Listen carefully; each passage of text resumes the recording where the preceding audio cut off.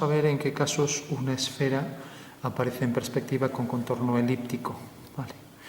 Bueno, tenemos fundamentalmente varios tipos de perspectiva. Las asonometrías ortogonales, que son isodiotrimétricas. En estos casos siempre la esfera aparece con contorno circular, siempre. ¿Y por qué? Porque la asonometría isométrica es una proyección ortogonal sobre un plano. Entonces, si colocamos esto en unos ejes, al proyectar con un cilindro circunscrito esa esfera sobre un plano, pues necesariamente se proyecta según una circunferencia. O sea que es imposible que en una sonometría isométrica o dimétrica o trimétrica aparezca en la perspectiva una esfera que sea de contorno elíptico, ¿no? Porque, primero, la proyección es ortogonal, o sea, forma 90 grados. Eso quiere decir que todos los puntos de la esfera se proyectan mediante líneas que son ortogonales al plano de cuadro, el plano del dibujo.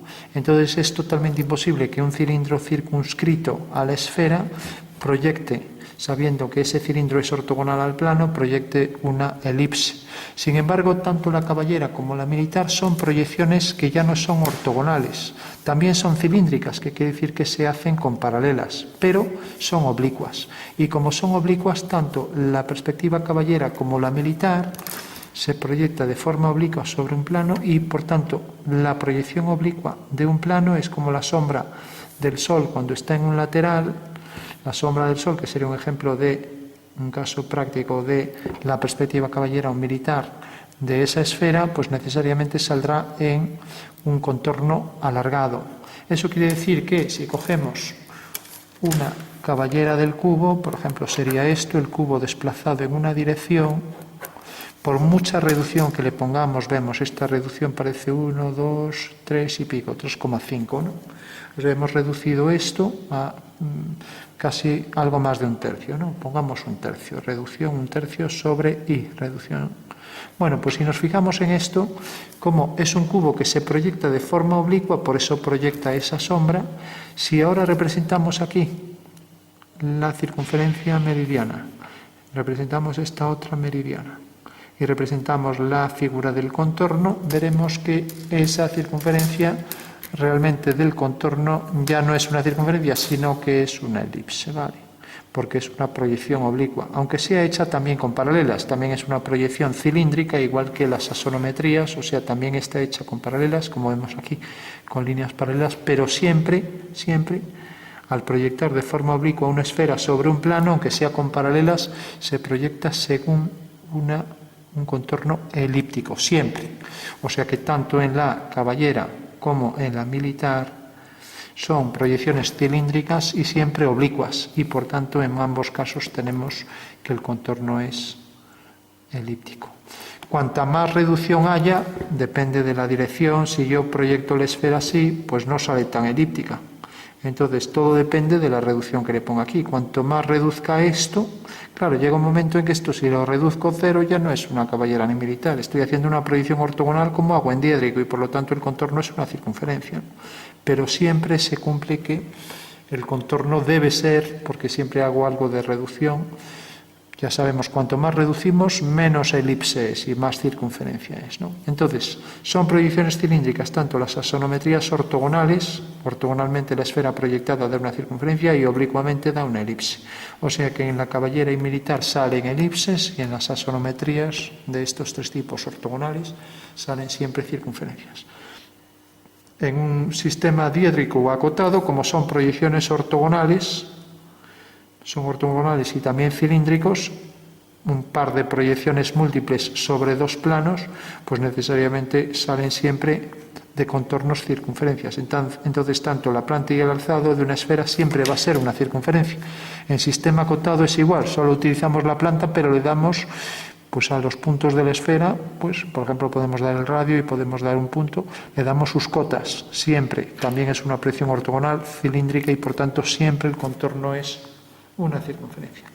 Con la cónica pasa lo que pasa con las dos, o sea, a veces sale circunferencia, muy raramente, y a veces sale elipse. ¿Cuándo sale elipse y cuándo circunferencia? Fijémonos en una perspectiva cónica.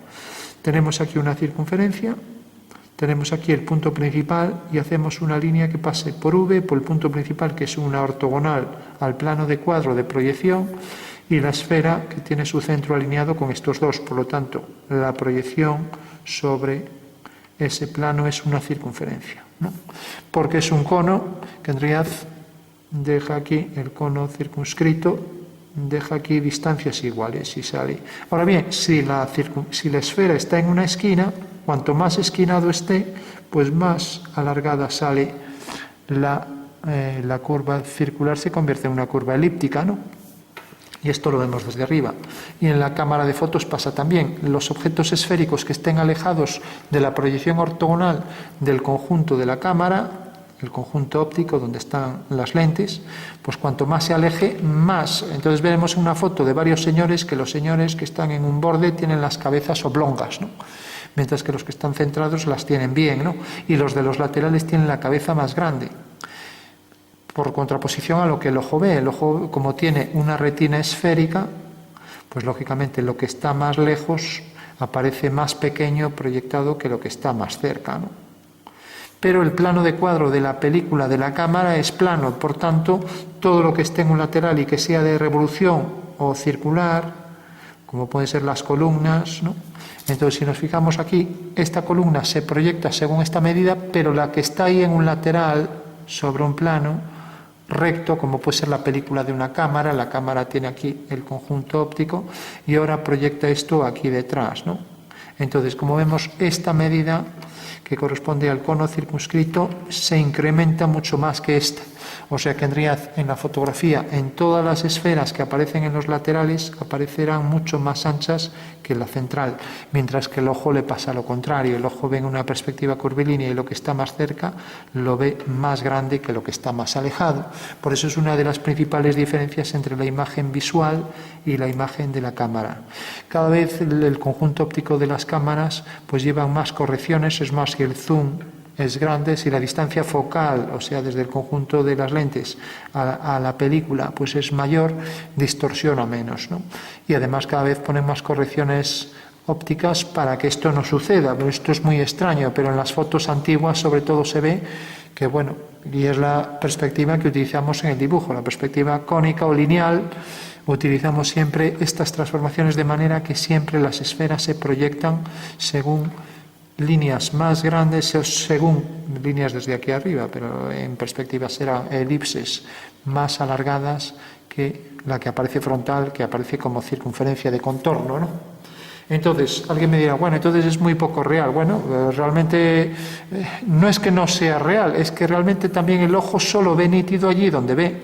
Entonces, cuando yo veo una esfera lateral, tengo que girar la pupila y a través de una visión directa veo la pupila, por la pupila, esa esfera sin deformación ninguna, porque he girado el ojo, ¿no?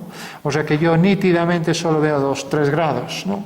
Entonces, como veo un ángulo muy pequeño, para ver realmente lo que estoy viendo, pues tengo que mirar directamente, ¿no? Porque claro, si yo pudiera ver con total nitidez lo que aparece en la periferia de mi visión, pues yo sabría lo que puedo ver, una cabeza que queda a lo mejor 70 grados a la izquierda. No, yo si quiero ver una cabeza tengo que ver directamente a ella. Entonces yo, cuando veo una con mi visión periférica, yo no soy consciente tampoco de lo que estoy viendo, ¿no?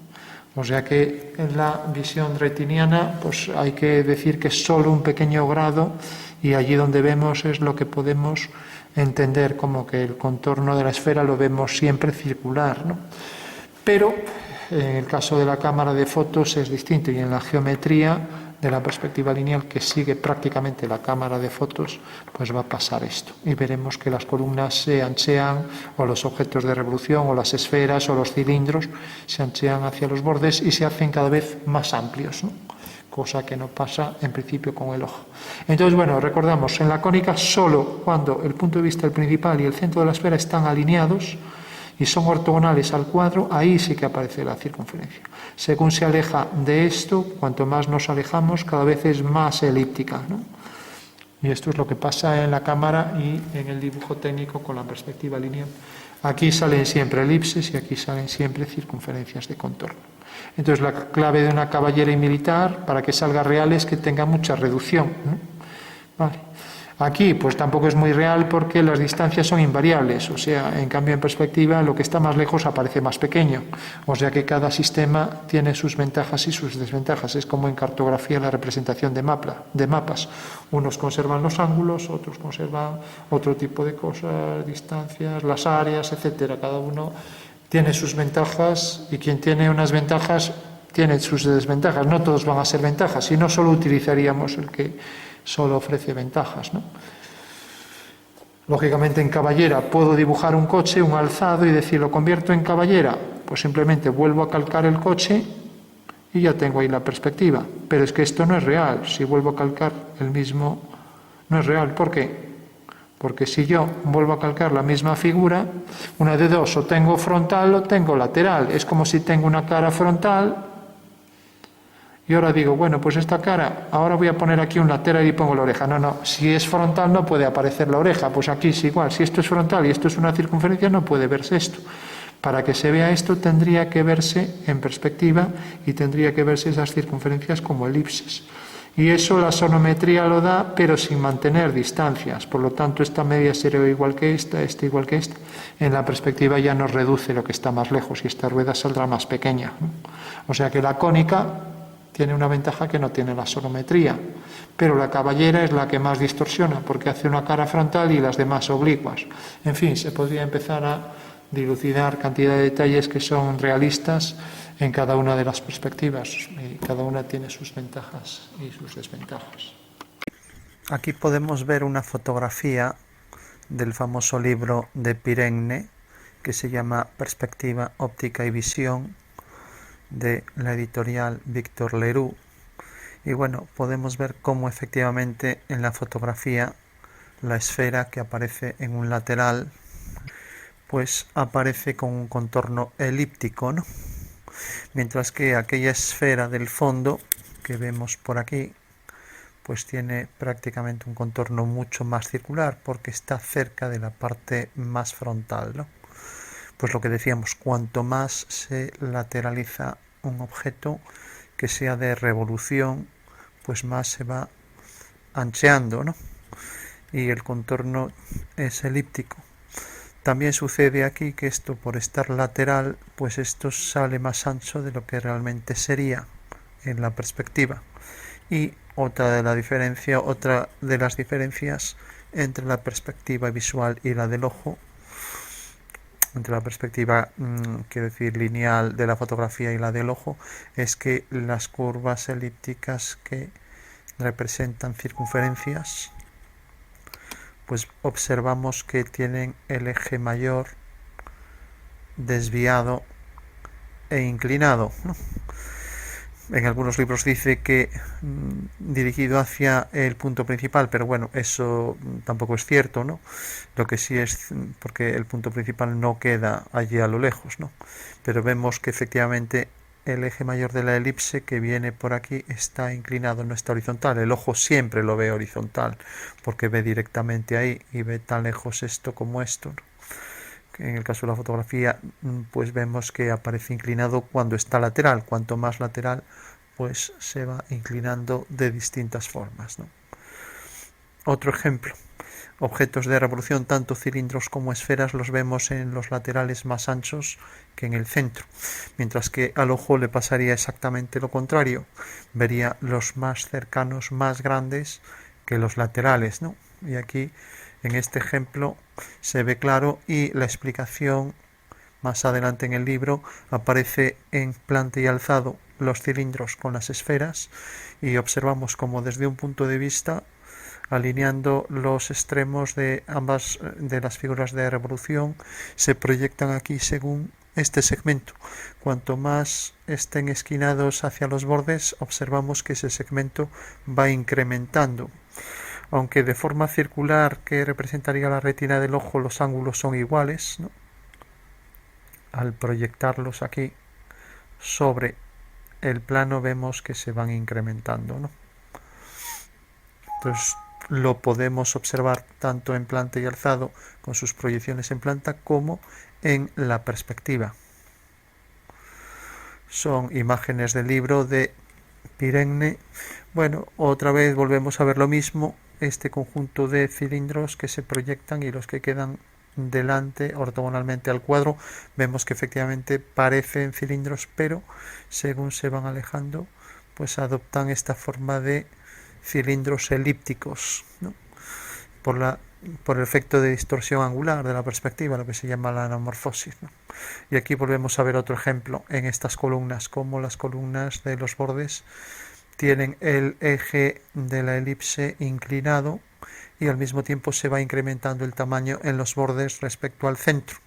Decíamos que en la vista ocurría lo contrario, y pues esta es una foto de una perspectiva realizada por la cámara, ¿no? Como vemos, pues produce el efecto contrario a la visión, ¿no?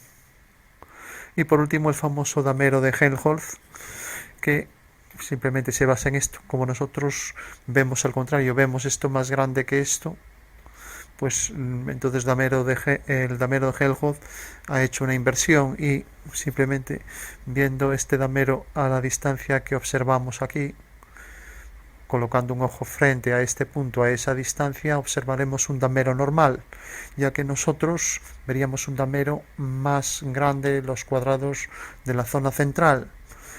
Lógicamente, para contrarrestar esa curvatura positiva hacia afuera, pues entonces Helmholtz calculó estas curvas de manera que se perciba como si fuera un damero normal, siempre y cuando veamos, pues tal y como marco ahí en ese punto, a la distancia y con un solo ojo, ya que si no daría visión binocular, dos vistas distintas. Con esta distancia veremos un damero normal. Entonces esto es la explicación de que nosotros lo que está más cerca lo vemos más grande. Entonces Helmholtz lo que hizo fue hacer más pequeño lo que está frontal e incrementar lo que está en los bordes. Con nuestra visión periférica veremos estos cuadriláteros como si fueran en realidad cuadrados de un damero, estos cuadriláteros curvos, ¿no?